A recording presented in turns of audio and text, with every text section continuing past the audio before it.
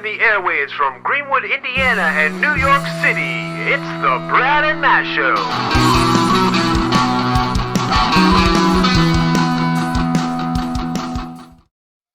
Hey guys, we're here with Satchel from Steel Panther. Satchel, how you doing, man? Well, I'm doing as good as I can do in a worldwide pandemic, like a lot of people are. I was going to ask you, man. I was going to ask you. Getting fat every day, you know. Yeah. Trying to drink sugar-free soda to pass the time, so I don't gain any more weight. Sugar-free soda is key, right? That and I try to off balance, the carbs. I do a lot of exercise and I do a lot of cocaine. Of course, the coke definitely helps for sure.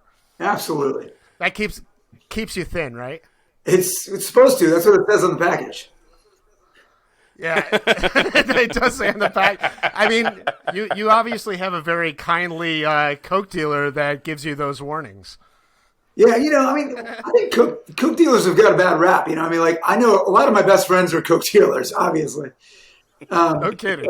People think that they're just all in it for the money, but they care about your health too. Because you got to look at it like this: if you die, that coke dealer has got to find somebody else to sell coke to.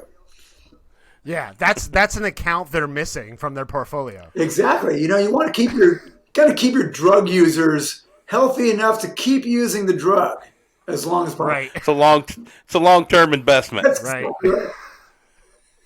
Well, I mean, it depends how long term. I don't know. You never know. Oh man. So what have you been up to during the pandemic? You guys obviously aren't touring. What have you been doing? I've been watching a lot of porn. Nice. I figured, You know what? Thankfully, the essential workers out there are not just healthcare workers. A lot of them are hookers. Yes, you know of that, course. But, absolutely. They never went anywhere. They didn't ever get shut down. And I don't think that any state government ever went, all right, hookers, you need to all just go home for a little while. I mean, you don't say that. And they just assume, well, I'm not going home. I'm going to fuck as many dudes as I can. And yeah, exactly. And I'm like, hey, I'm going to help the economy along. You know what I'm saying? Yeah, man. So you got everything else shut down, but drug dealers, hookers, and liquor stores are still open for business because otherwise the world would descend into chaos, correct? That's right. And you know what? That's the really good thing about when things are illegal because it's all black market and it's under the radar and when everything's on the up and up and you have a business and you file for taxes and things like that, and the government comes in and goes, oh, you guys, we're going to make some rules here. Your business isn't safe enough. We're going to shut you down for, a couple years. And when you're drug dealers, they don't say that to you because they just don't assume you're there, right? I mean, they know you're there, but they don't tell you what to do because you're illegal. So exactly, I think that's the way to go. That's what I highly recommend. To deal in illegal arms sales, drugs. Yes. Yeah. And trafficking of people. Well, I'm pretty sure hookers are not really worried about giving you a disease, right? Not the ones I fuck. Nice. So were you guys on tour when the lockdown started? Did you guys have to come off the road, or were you already off the road? The last tour, actual tour we did. Well, we did a short run in Florida in December, but we got so much backlash from that. It was unbelievable. Like people telling us that we were murderers, but a lot of our own fans were like, "Fuck those guys! I'm never going to see them again." But was it the just last because real people tour were we coming out to did? see your shows? Oh, did I lose you guys? Meaning the groups of people. Did I lose you? I got the spinning wheel of death for a second. Might have froze for a second there. Was it just because a lot of people were coming out to see you guys and they were worried about groups of people? Yeah, we had some pretty big crowds in Florida, and the Florida shows that we did were all according to guidelines. People were supposed to wear masks and stay distanced from each other, but they didn't. So, but a lot of the people online blamed us for that. But I feel like people should be able to go to shows and practice social distancing and still be able to, go watch shows if they want. We can all go to Costco, so, Yeah. we should be able to do things. That actually leads me to a question I have for you. You guys are about to go on tour again in the beginning of March, right? I think we have like a couple shows. Like 6 shows. Yeah, I got I'm on the Steel Panther Facebook page, and I got the thing for the Heavy Metal Rules tour. You got 6 shows coming up. I think the first one's like March 4th, and at the bottom of the flyer it says social distanced concerts. And I wanted to ask you about that. What does that entail? I mean, like, everyone has to stand 400 feet apart from each other. 400, right? Playing a big stadium. Yeah, I don't know. I mean, I think it's probably the same. We have done outdoor shows. We've done like drive-in shows where nobody could get out of their car. There's been promoters that have done things over the last year. So we did some of that in Pennsylvania and back east. But some of them have been outdoors. Some of them have been indoors and not as much capacity. So they'll have like people, tables that are set apart from each other. But, we've also done shows where people are just supposed to use common sense and stand apart. And sometimes they don't. They get closer to each other. But, everybody has their own. And I feel like people should be able to make that decision for themselves, right? And some people are going to feel less comfortable than others. Some people feel more comfortable than others. But it's, we're going to have. If you don't want to be close to somebody, don't get close to them. You're right, exactly. So, and that's the world. That's going to be the world that we live in. COVID-19 is here. It's going to be around for a little while. Hopefully, not that much longer. Because unfortunately, I think that regardless of vaccines or therapeutics, like a lot of this stuff just has to run its course. That's what happens. It does. Yeah. It's funny, Satchel. One thing that Brad and I talk a lot about on our show, I mean, the spirit of our show is the fact that Brad's in Indiana and I'm in New York. So that's kind of the spirit of our show. It's like 2 different kind of worlds. You know what I mean? And we've talked a lot on our show in the past about the differences on how different states are approaching COVID protocols, right? And how they're handling it, So yeah, you should come and play in Indiana because it's just like there's nothing going on here. We would love to. So I wish somebody would book us. Well, the thing for us is it's not just the government regulation, which there are a lot of in a lot of countries, and clamping down very, very hard in 90% of the places. But there are states that are open, like Florida. But it's also a matter of promoters who have to take a risk and book the band, and they risk losing money. And then it's also, they have to like feel out, like, are people ready to go to shows? When we played in Florida in December, the COVID numbers were going up. And that was part of the reason why people were like, oh, you guys are murderers, you're killing people. But there was also a lot of people that came out and were like, fuck it, we want to go see a show. So, but part of it is, are people ready to go out and will the government let you? And then will people book you? And then will your fans actually come see you? But, you got to weigh that out in different areas. And some places are just like, more scared than others. Florida is like, fuck it, I go out every day. Those people go out every day.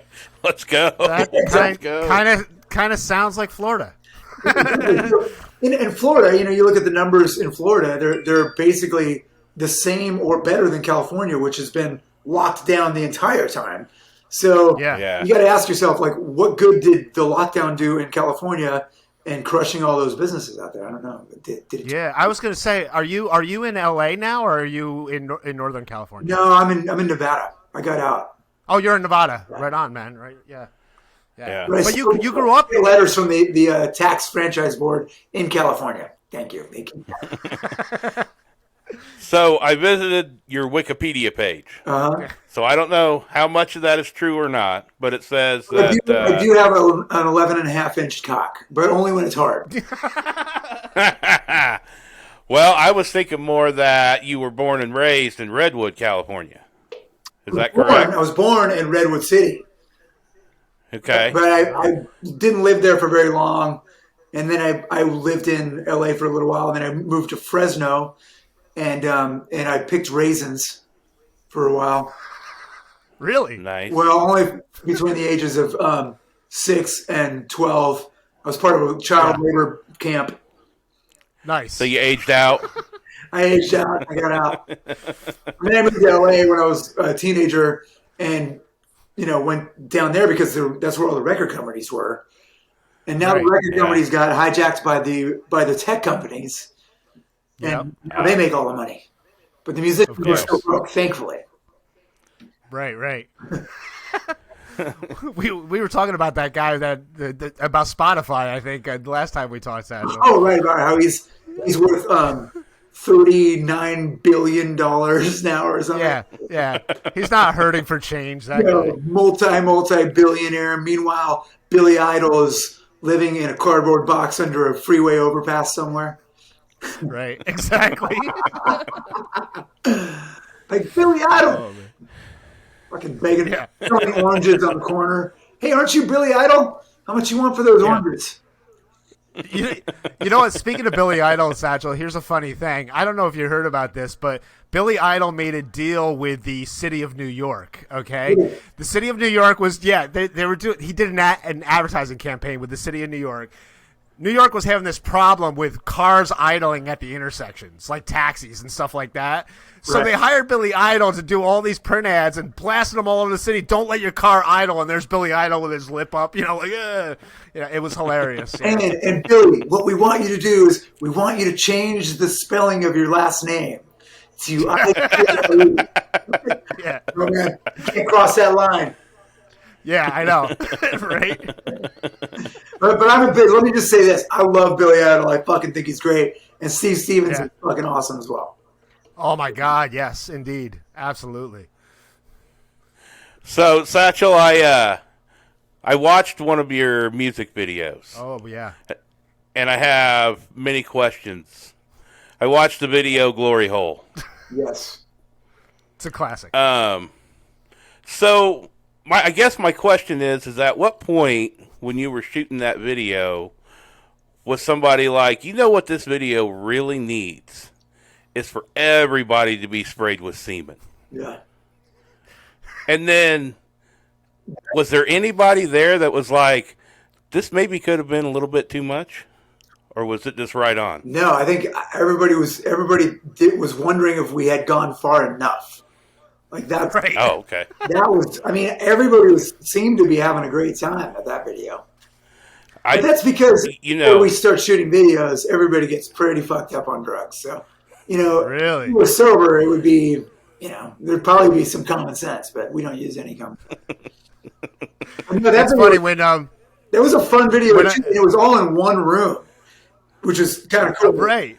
Makes it a lot cheaper to go to places, and it wasn't even a real bathroom. It was actually just they brought some stalls in to like a studio somewhere, and it looked like real bathroom stalls, but it was great. It was fun. Yeah.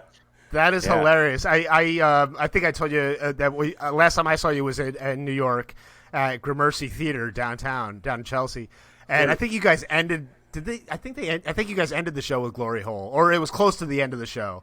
I was just waiting for that song, man. That video and that song is hilarious. I love it. It's a fan favorite, and the song is very popular. I think it might be the most listened to song that we have on Spotify. Really? Really? But it's interesting because in that video, there's a bunch of characters that are in it, and one of the characters is a dude that looks like Jesus. Yeah. Yeah. And after we filmed that video, like everybody signed a release, right? So we could use their image in the video. And I don't think we paid anybody because musicians don't have money. So we don't. Right. But everybody was there. Everybody had a great time, and everybody signed a release. But then after they signed the release, the guy who was Jesus, apparently he was like, he had like a brand. Like he would walk around Hollywood, and he was the Jesus of Hollywood or something. And then he came after us and tried to bring a lawsuit against us like after Really? the video came out saying that we were fucking his brand up or something. And So, and we were like, That is- wait, he signed a release. Fuck this guy. And yeah. our managers were like, well, what do you guys want to do? And we were like, well, he signed a fucking release. Fuck it. And then it all kind of went away because I think he died. What? Really? Actually died. Like, and we were like, oh, we don't have to deal with that anymore. Wow. Well, if it's Jesus, you never know. He might come back. You never know. But so waited- you had a profession. We waited 3 days and he didn't come back. So. You got 3 days, right? So Steel Panther almost got sued by a professional Jesus. That's hilarious. Yeah, it was like, whoa, that seems like a fucked move. He signed the release and then he stabbed us in the fucking back. Sounds more like Judas to me. Wow. Wow.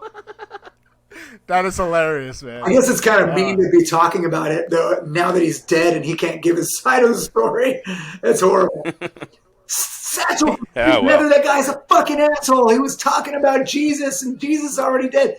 But it wasn't the real Jesus. How do you know? I saw him in Hollywood. Yeah. Oh man. So you guys, we had talked a little bit about. I think about you guys used to play the Viper Room, right? Before you guys were Steel Panther, you were Metal School, right? Was the old name of the band? We started as a band called Metal Shop. And then we left the manager we were with and became Metal School and got another manager and then got into it with him and left him and then changed our band name again to Steel Panther. So we went through 3 different names, but we started off as under a different name. But we played at the Viper Room for maybe 4 years. You guys were the house band there? We were the house band. Well, we had a residency at the Viper Room. And we started at the Viper Room in 2000, played there till about 2004 or 5. Then we went to the Roxy for a year or so. Then we went to the Key Club for several years. And then we went from the Key Club to the House of Blues for several more years. So it was probably about 13 years of every week we had a show in Hollywood. Yeah. And it never did bad. It was packed every week. Wow.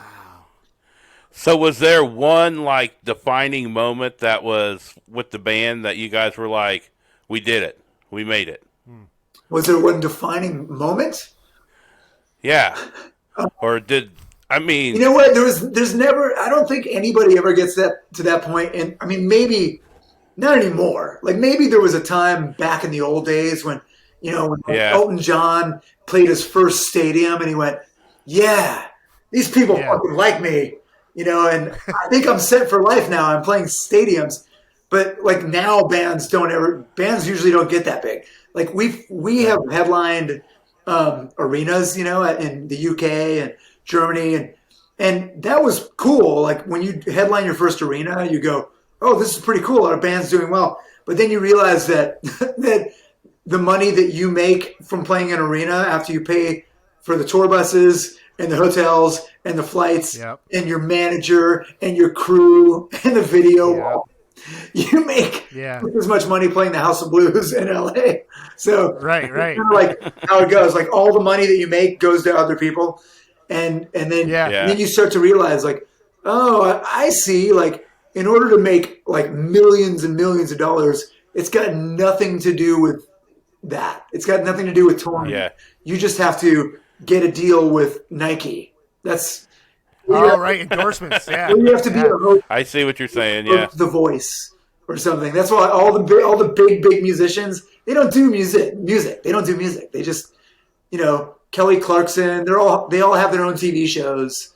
They do talk shows. Yeah, like nobody knows. Right. I bet most Kelly Clarkson fans could maybe name one song if they're lucky.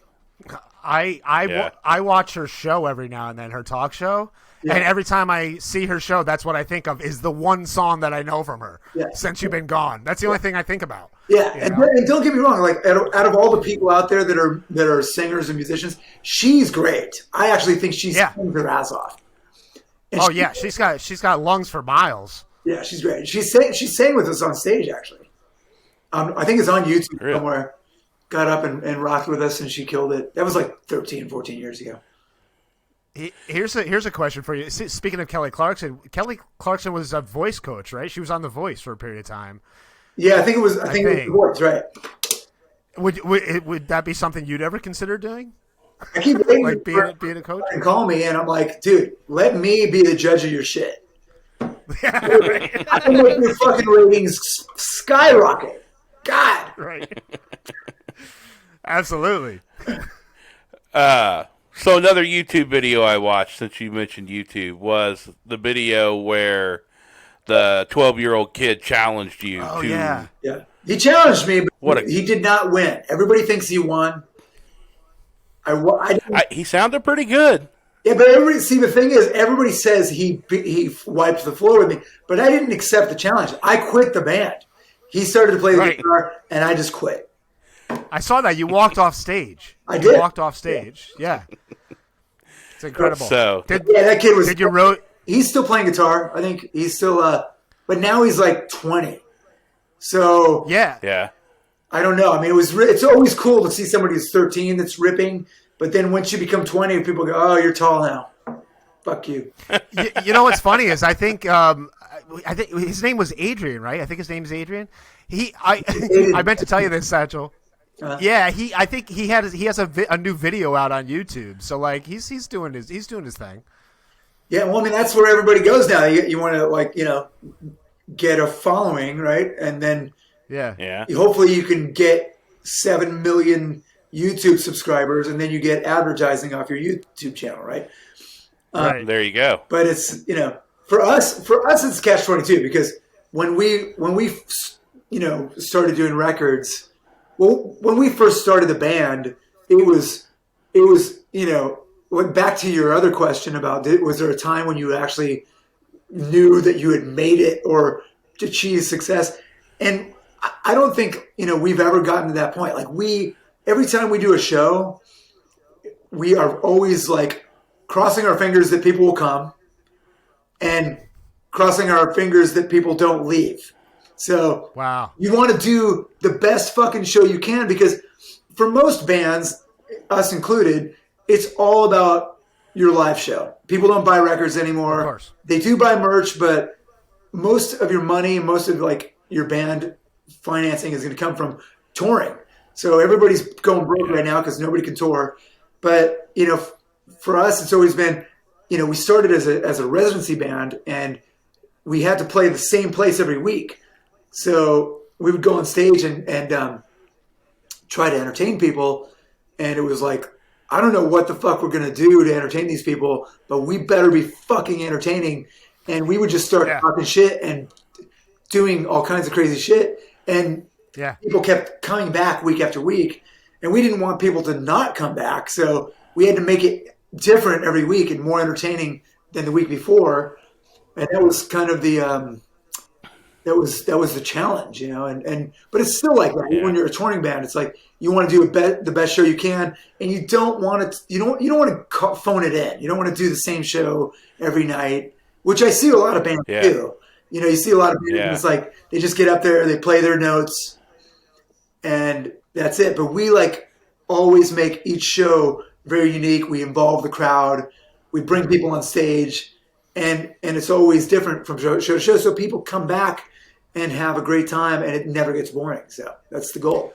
Nice. I was gonna say that actually earlier when we were talking about when I was asking you about you guys playing at the Viper Room or different clubs, not a weekly. When I saw you guys, that was the first time I saw you guys live. By the way, I've been listening to you guys recorded music for a while, but seeing you guys live was a lot of fun. But I noticed a confidence among the four of you on stage that really can only come from a well-versed band that's used to playing to live audiences all the time.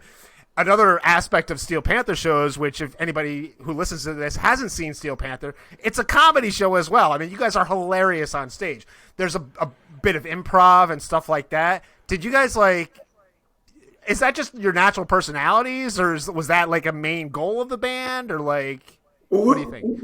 We've always the first time we ever stepped on stage together, there was an immediate chemistry between us, and especially me and our singer Michael Starr and our bass player Lexi Fox. We're all sort of like frontmen, even though we're not all lead singers. We all talk on the mic, and we're really good with the crowd, and we listen to each other. And for me and our singer, it became a we. I think in the beginning it was a lot of he didn't like that I was talking on the mic, and when I got attention, then he would try to get the attention back on him. So we would fight each other for attention, and it was like, and we would try to outdo each other. And he would say something outrageous, and I would fucking outrageous him. And people just was like watching a tennis match. And sometimes it would get brutal, but almost always it was entertaining. So that's where we kind of grew from there. And we tried to control it, but it's like an unbridled horse. Like you cannot control the show, which is good and bad, because sometimes it's like fucking a train wreck. And sometimes it's the most brilliant improv you've ever seen. But people keep coming back, because whether it's a train wreck or not, it's always entertaining. Right. And that's what we tried to build on from there. But over the years, we started as a cover band. It was like we would play cover songs really, really well. So, and our singer, if you've never seen us live, he's one of the best front guys out there. He's he's awesome, yeah. Great singer, and he just as a cover singer he has the ability to like morph into people. Like he can do David Lee Roth, and he becomes David Lee Roth. He can do Ozzy, and he becomes Ozzy.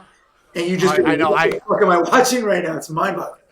So, dude, he did. There's that one YouTube video out there where he does Ozzy. And he comes out on stage with the all black shirt on and stuff. And he's hunched over and stuff. Yeah. I'm like, that is spot on, man. Yeah. Hilarious. Yeah, it's great. And so we were a really good cover band. So you could get to hear like Warrants and Rat and Whitesnake, and it all sounded killer. And then in between the songs, we were just, I think, for me, there were times where there were moments when we were starting as a band where I thought, oh, well, we've made it, but more it was like, oh, this could turn into something. Like, and for me, because, we've always been musicians first. A lot of people think that we were, came out of Second City, or we were improv comedians, but we're more, we're all musicians. We all truly wanted to be in a band first, but the improv, became so good and so entertaining that we would go for 20 or 30 minutes without playing a song, and people would just be laughing their asses off the whole time, and that's when I started to think, that's kind of cool. Like if we can talk for 30 fucking minutes and nobody's leaving, then that's a good thing. It's not a bad thing. Yeah.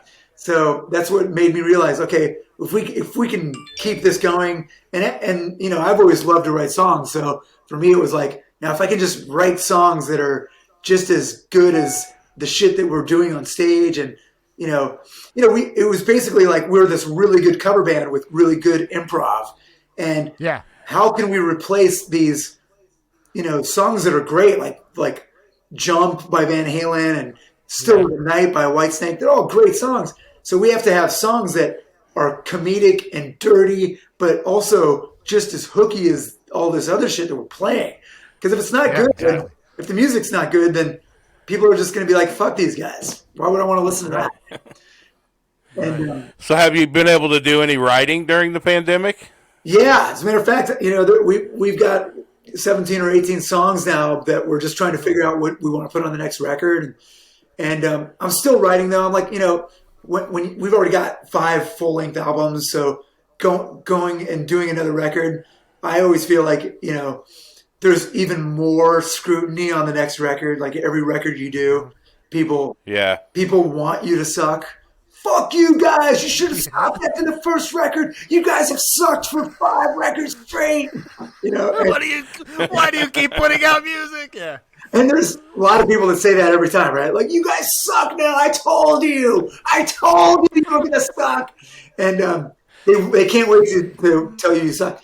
But and there's a lot of people that say things like, well, it's over now. I guess your fucking career is over now, isn't it, Steel Panther? Ha ha! Fuck you! And they just want you to. And I always think to myself, well, we can always go back to being a cover band. We did pretty good as a cover band. Yeah. And, House of Blues is hiring. Yeah. let's go back to being a fucking cover band. Fuck you. We don't have to play original songs. We'll play Whitesnake. Yeah. Sometimes you just got to say fuck them people though, Yeah. and do your thing. Yeah, well, It's funny. Yeah. well, that's It's funny you say it. Our band is we're one of those bands, and there's a lot of bands out there that don't get any attention at all, and a lot of times it's because they're not worth giving attention to. They're just boring, And the one thing about us is people either really love us or they fucking hate us. They see us and they don't even listen to us. They just see me and they go, fuck that guy.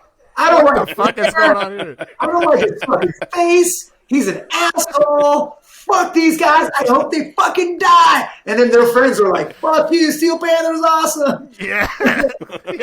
So people either love us or they hate us, which is great because we got a lot of fans that love us and they go to show after show. But then we got haters out there that can't wait to just get on their keyboards and fucking tell us how much we suck. Yeah. It's the beauty Keyboard of, warriors. The beauty of the internet generation right there. It's funny. It's funny because just before we got on this interview, Satchel, I listened to Heavy Metal Rules all the way through, which I had obviously listened to a few times, but I hadn't listened to it in a bit, and I listened to the whole thing. Fuck everybody. Awesome song. Love that tune. You guys redid that and re-released it as Fuck 2020 not too long ago, right? I feel like the lyrics, we nailed it with that. Totally, absolutely. And, we did that because, well, first of all, when you do a song, it was a guy that we worked with named Jason Leckberg, great guy, great singer. And this guy, he suggested that we do that. He was like, every time I hear Fuck Everybody, I think about the year that we're in, and I think you guys should do Fuck 2020. And he suggested it, and I don't, as a songwriter, I don't usually hear suggestions and go, yeah. I usually just blow them off and go, okay, save it for your solo album. But every once in a while, like he suggested that, and I went, yeah, that's a good idea because so many people feel like that, right? Fuck 2020, it was a good year, and it wasn't that hard to write a song to that, to that song and just change the lyrics. And a lot of people got exposed to us through that song, I think, because it was like, oh yeah, fuck 2020, I'm going to click on that because I hate it. And you guys released it right towards the end of the year, so it was like the perfect exclamation point on a shitty year, 2020, right? Exactly. And I don't think we're going to do – I think we played it a few times in Florida, but I don't think we're going to play it anymore because it's not 2020 anymore, so who fucking cares? Right. I got to write Fuck 2021 now. That's a new song. That's for the new record. Yeah, it's great. So far. Right, exactly.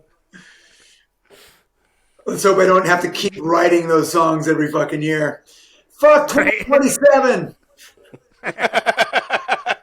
It's like the Rocky movies. It just keeps going on like a Rocky movie. Every year we're going to be like, you thought last year was bad. Wait till this year. Wait till Steel Panther comes around and shows us their new song, That's funny. Yep. Hopefully this is the last year. Yeah. Remember when we had fucking indoor plumbing and electricity, guys? Yeah. Before the apocalypse? I did want to ask you about one project I saw you guys were working on, and it's called the Sex, J-Pigs, and Rock and Roll Project. Yep. What's that all about? So that has to do with a lot of folks that take photography of you guys' shows, right? And you guys are trying to help them out? Yeah. We've been around. I mean, obviously we've been around for a long time, and we started the band 25 years ago. Can you believe that shit? 25 years. Wow. I know. Wow. It's longer than most bands could ever hope to be a band. But in that time period, really at the turn of the century, that's when we really started to play religiously, like 3 or 4 days a week, and we've basically been on tour ever since. And there's been photographers at all the shows over the years, and so basically what we're doing is we're instead of having the photographers release their pictures of us through outlets who want to take a cut. We're doing it directly to the fans so that the photographers can make more money on their photos, and we can just split it together, because with a lot of times when photographers get any kind of publicity or their stuff gets released, somebody else is taking a huge cut of that. And of course, we decided, well, we were approached by one of the photographers, and they were like, "Hey, is it cool if I release some stuff?" And we were like, "Why don't we do it together? And then let's just cut out the middleman, and because middlemen always take such a huge chunk." And a lot of the photographers are great. They've got some great stuff. We've got a number of great photographers on there, and a lot of their best photos that were picked by the band. And nice. And it's cool. It's cool to look back over the years, because there's a lot of cool photos of us playing in clubs, and then us playing in arenas in the UK, and us just backstage, and us on the street in like Glasgow, and all kinds of cool shit. So cool. It's like a photo album of the band's history. You know what I mean? Yeah, it's great. Yeah. It's really cool. That's cool. You guys are doing that. It is very, very cool. It's cool for us, and it's cool for the photographers as well. And and it's cool for the fans too, because a lot of those photos haven't been released, and if you wanted to find any of them that have been released, you'd have to go look right to whatever magazine it was in, like whether it's Kerrang or other rock magazines that have used them. And now you can just go to our site, and you can buy them for whatever price they are. I'm not sure what they are, but you guys were doing like individual interviews with the photographers as well, right? Each member of Steel Panther was doing I think you guys were like spotlighting one photographer for a 2-week period or something like that, and then maybe you would go on and interview somebody, or Styx would go on and interview somebody. So that's pretty cool. Yep, I'm going to do the next interview. I think I'm doing in another week with a guy named Joe Lester, who he's a great bass player, and he actually filled in for Lexi Fox. I think it was the only time that our bass player ever took some time off. He went into sex rehab for a couple weeks. He was addicted to transsexuals, so we had to get him unaddicted. But this guy named Joe Lester, aka Spider, and he's also a great photographer, and he's taken a bunch of pictures. I'm going to interview him, and some of his photos will be out there. He's also our tour manager occasionally when we tour. Really? Nice. When we can tour. Wow. That's cool. Nice. Actually, speaking of touring again, to go back to that, since you guys had these shows coming up, like how does Steel Panther rehearse for that? Like, I mean, I'm assuming you guys are separated. You don't. You just jump out there. We don't. I mean, honestly, we don't ever rehearse. Really? We only rehearse a little bit when we do a record, and it's a lot of the heavy lifting is just done at home. I like to write. Yeah. I come up with parts. I program drum parts. I write a lot of stuff. But we'll go in and we'll rehearse. We'll arrange things. We'll come up with we'll arrange the song together, and we'll come up with parts. If somebody doesn't like something, we'll come up with something else. And then we'll just get the song under our belts before we do a record, and then we'll go in and record it. But once stuff is done, like, we don't usually have to rehearse because we've been together for 25 years. So, I was going to say, since you guys play live so often, it's a result. That's a result of it, right? You guys can just kind of like maybe pick it up and just go into the studio and record it, right? When we were a residency band and we played every week, we never ever rehearsed. Now that we tour and we take a couple months off, usually sometimes we'll have a rehearsal. Like we'll just rehearse one day and get the song, play the songs together. And then it's like, I mean, I think it's easier for some guys in the band than it is for others. Cause like it takes the first 4 or 5 shows to just feel comfortable on stage again. Right. But it's, that was the good thing about doing residencies. Cause you'd do a tour of Europe and come home and go right back to LA, playing in LA. and you'd never Right. stop. Just keep doing shows, Right. which So you're I always miss. playing. Miss that. I mean, I live in Vegas now, and I keep telling the guys we should just fucking do residencies in Vegas. Play Yeah. Vegas every week. Are the other guys pretty spread out? Like you're in Vegas, but is like Michael and Lexi in California, or like Lexi's in Colorado, Okay. in like Colorado Springs, and Michael and Sticks are both in the Los Angeles area. Right on. Cool. Brad has the cough. Sorry. No worries. That's cool. So you guys so you only have these 6 shows coming up, right? That's the Heavy Metal Rules socially distanced tour, as we talked about before. What's next after that? Do you guys? I'm assuming obviously right now we're just waiting for everybody or the majority of people to get vaccinated, so everybody feels safe. And are you guys going to jump right back out there on the road right after that? Well, You said you're working on the new album, so Yeah, well, I mean that's one thing that we've already started to do, like just work on the new record and pick the songs. So right. like what songs out of the 17 songs that that are demoed, what are your favorite songs? Everybody get on the same page, and we're going to start recording, and then we're going to do some shows here and there, but we're also going to do some live streams shows because we can't go to Europe. We're supposed to go do some festivals in Europe in the summer, and hopefully we will, but there's a good chance they could get canceled again. So Yeah. I mean that's the problem with where we're at right now, is because it's it's not just about having something booked. It's also about whether or not they're going to let you go play. So Right. if the numbers change or whatever, we might not go do it or whatever. But in the meantime, we probably will do some more live stream shows, which for our fans, it's cool. They can stream it into their house, and everybody who's seen it, I think, will agree. Like the sound is usually really good. So if you have like a surround sound system, it sounds fucking great. It's our own sound guy who mixes it, and he's great. Nice. And it always sounds killer. And we usually do it at a facility that has really good internet and good sound production capabilities. So it just sounds great. It looks great. There's usually like 3 or 4 cameras. And the other thing is, when we do a live stream, I usually have a TV or a screen there so people can talk to us and make requests. Oh yeah. And I can talk to them live. So it's cool. We can interact with the crowd. It's great. I think it was the Halloweeny show. It was one of the live streams you did. Yep. My wife's trying to tell me what show it was, but I saw you guys looking at the screen, in the background, and kind of taking live, like real time comments from people and questions and stuff. That was pretty cool. Yep.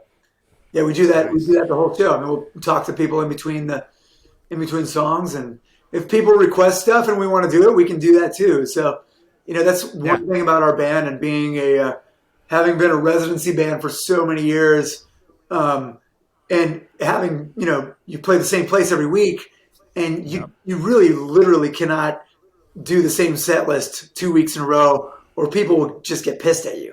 So Right. you just get used to being like very flexible, and one thing in Hollywood that we did, we'd bring people up on stage. Like if some random movie star walked into the club, we would call them on stage and immediately change our set list, have them sing something, and if they knew something, and we would have to just improvise it. So Nice. and it was cool. Like it keeps you on your toes. Like, okay, this person knows I don't know, Bo Diddley? Okay, let's try doing that. Something out of nowhere, right? Yeah, exactly. Yeah. Oh, man. Actually, I when we saw you, I think you guys had a lot of the ladies up on stage towards I think your last song or something like that. So it was pretty funny. Actually, I got a funny speaking of that show, Satchel, I got a funny story. The reason I don't know if you can see my T-shirt I'm wearing. I got this T-shirt at the Steel Panther show. Here's the funny story. After the show, I was standing in line at you guys' merch table to buy a Steel Panther T-shirt, and your opening band, which I believe was a band by the name of Stitched Up Heart, their merch table was right next to yours, and they had the entire band down there, and the lead singer is a pretty attractive girl, right? And I'm like, hey, the merch guy comes over to me. He's like, hey, man, if you want to buy one of these T-shirts, you'll get a picture with the band. I said, okay. And he totally talked me into going over to that line. So that's why I have a Stitched Up Heart T-shirt and not a Steel Panther T-shirt. You fucked up. Yeah, I know. I totally fucked up, man. But the guy laughed with the $25. That's the thing about hot chick in your band. That's why we got Lexi in our band. Yeah. I was going to say, that's why he's there. Oh, man. So Satchel, we're almost out of time, but I had a fun thing that I kind of wanted to try with you. It's kind of a quick 5-question, this or that kind of thing, and wanted to get your take on it. And I just randomly came up with things off the top of my head just before we got on this interview. So I wanted to get your take, either or, and why. Okay? So the first one would be Taylor Swift. Either or and what? Either or and why. Okay. So Taylor Swift or Ariana Grande?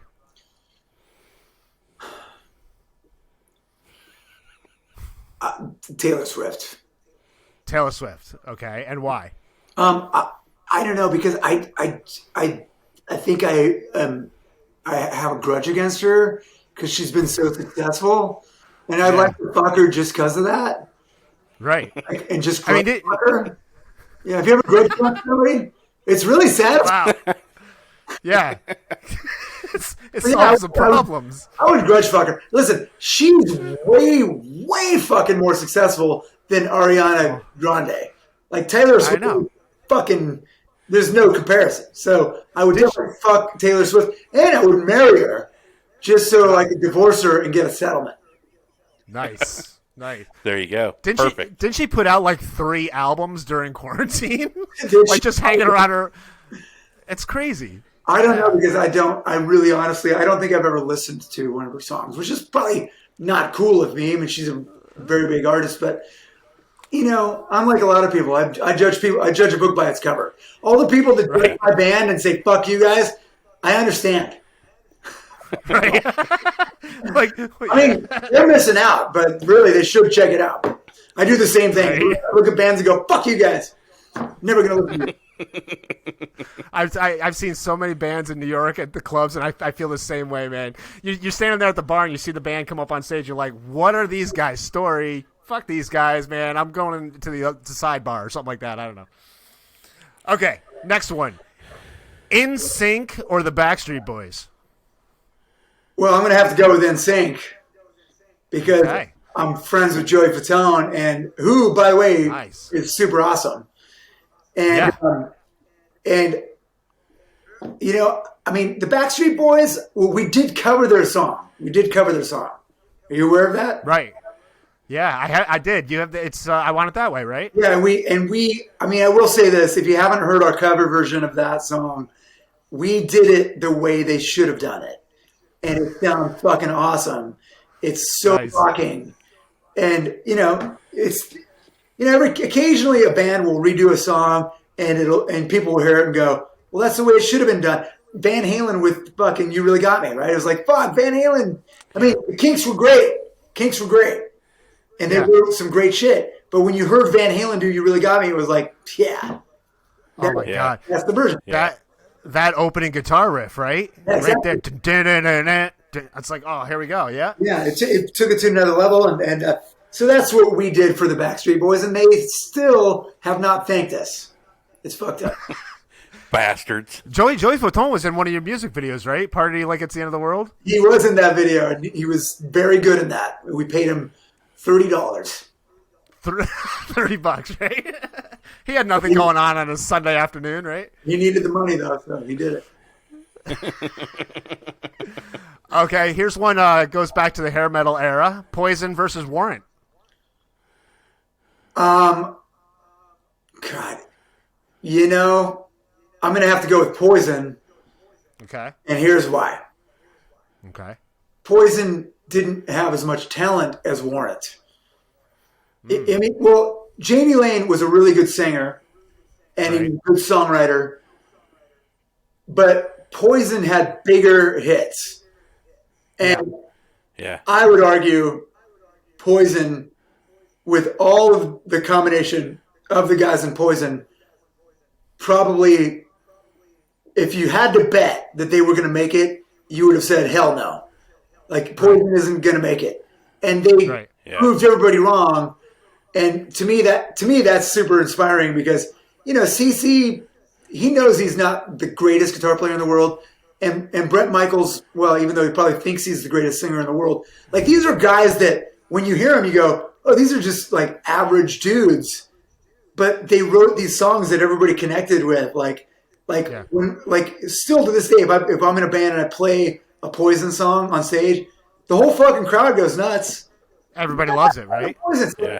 I mean, there's something about that. To me, that's really inspiring when I think it's even more inspiring when you got guys that are not virtuosos who write songs that everybody can connect with, because it's just like, oh, we can all do this. It's not like music is not reserved for the people who've been blessed by the gods with great voices. This is one of the reasons why I hate the show The Voice, because The Voice is like a show that puts all these great singers on a pedestal. And I'm the guy always telling the singer, hey, this band can do without you, all right? Yeah. You're great, but you know, anybody can be a singer.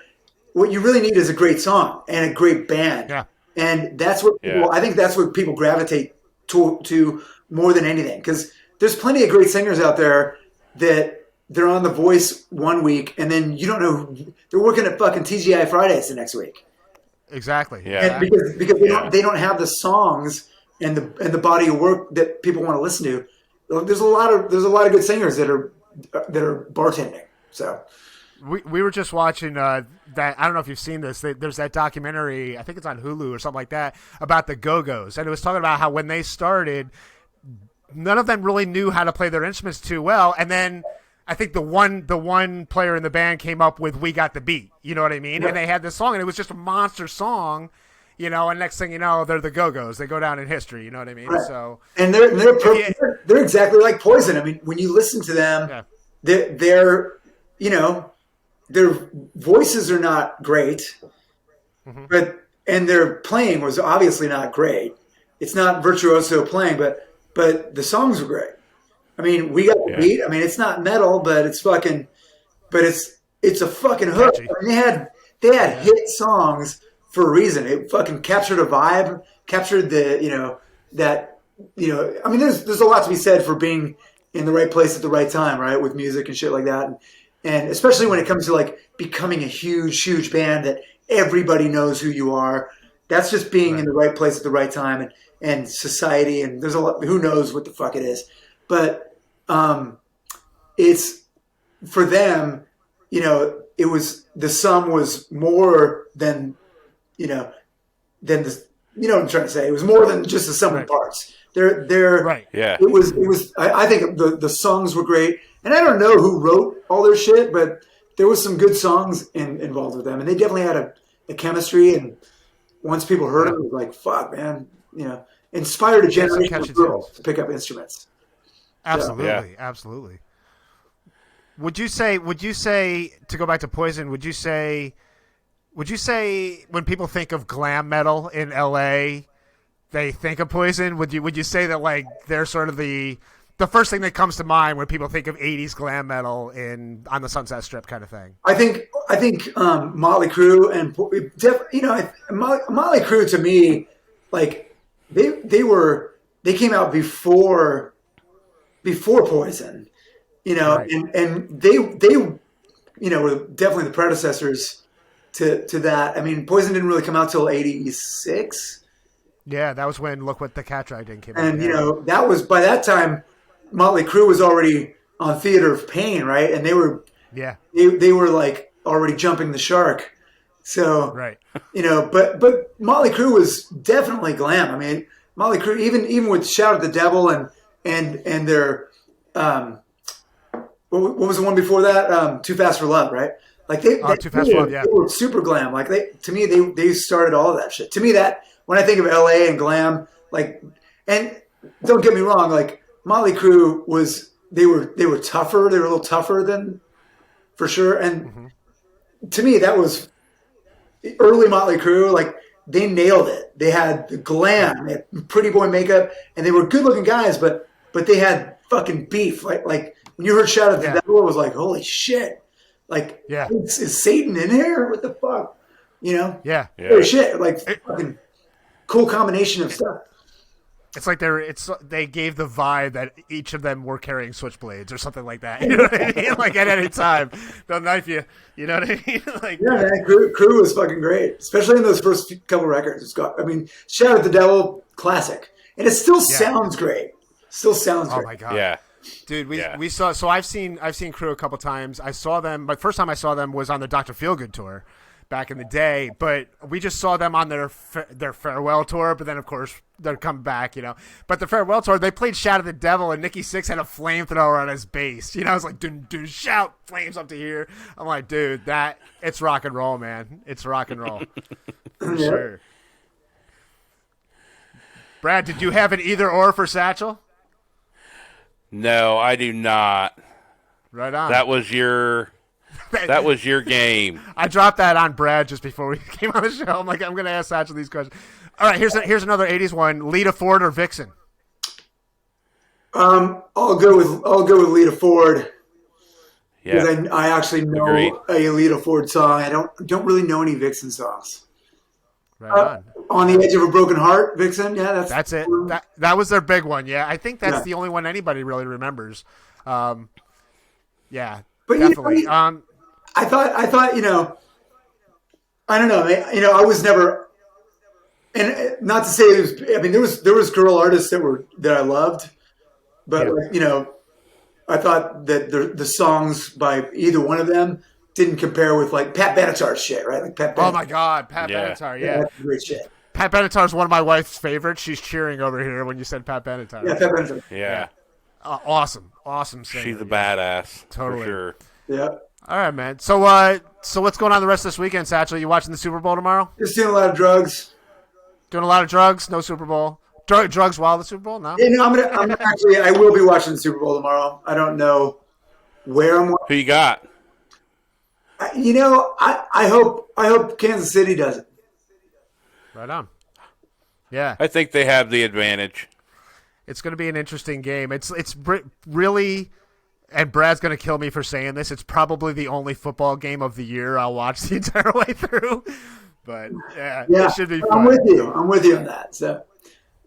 Yeah. So I'm kind of a sports nut, so that's I like that. There's this one bar, Satchel, he goes to near Indianapolis I think it's called Hoosier Brewing, and their joint is like right outside of Lucas Oil Stadium, so like they get the spill over after the games in the bar and stuff. So that's great. Yeah. Well, Satchel, it was awesome talking to you. Thanks so much for being on the show, man. We really appreciate it. Thanks for having me. Thank nice you to very meet much. Brad, and I wish you guys well in the future. Hope they'll let us out of our houses soon, and we can all party again. That would be awesome, man. We'll come see you when you guys are in town. Sounds good. All right, man. Do a bunch of coke for me. Oh, I will. I'll do it for me. All weekend long. Cool, man. Satchel, say hey to the guys in Steel Panther for us. Ladies and gentlemen, this was Satchel from Steel Panther, man. Take it easy, bro. Thanks for listening. Be sure to check us out at The Brad and Matt Show on Facebook and Instagram, and at The Brad and Matt Show 1 on Twitter. It's the Brad and Matt Show. It's Brad and Matt.